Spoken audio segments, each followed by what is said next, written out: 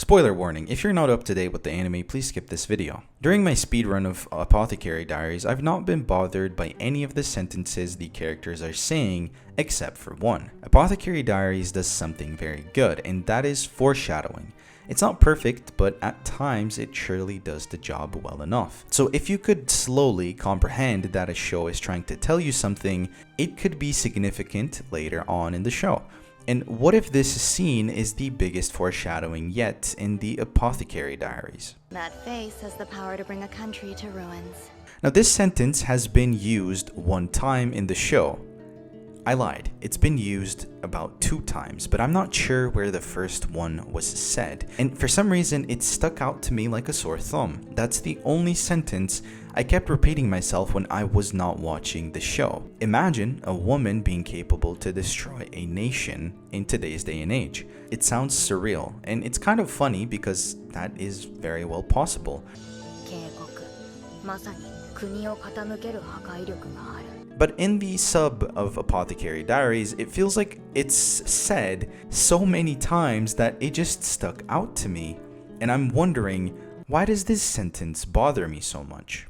As of episode 45, Mao Mao has been kidnapped. Jinshi is slowly forced to show his real colors as the prince because Mao Mao's dad is very mad at him because he's not using his power.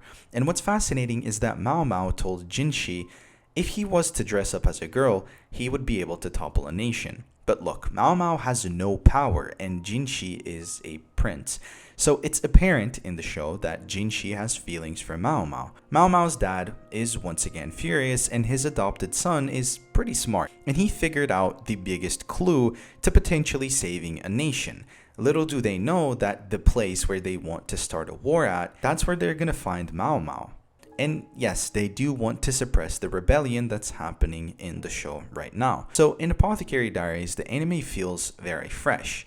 And it's simply because we don't start the story off as poor talented girl makes the prince fall in love. Rather, it's just a random encounter. And this is why I respect Apothecary Diaries so much. It makes the same old story that's been told thousands of times feel like something new and exciting. And that story is a white knight saves the princess, but it's flipped on its head.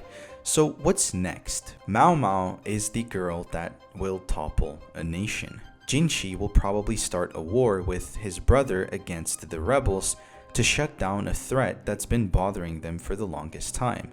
But the issue starts when Jinshi is gonna see that Mao Mao has been captured by the opposition and is forced to stay there. And this is obvious, and that's why the sentence felt to me like it was foreshadowing. I can't say for sure, but it just stuck out to me, and the deeper I got into the show, the more I realized, oh, it's just that same story with the princess and the white knight, but instead it's a green-haired apothecary that's worth ruling a nation for. When I say ruling, well, Jinshi didn't claim his throne just yet, but he probably will because Mao Mao is gonna be the trigger. And while we're at it with foreshadowing, a very interesting thing I wanted to say was very early on in the show, Mao Mao said something like this: "If I ever do something out of pocket, you will be the one giving me the punishment."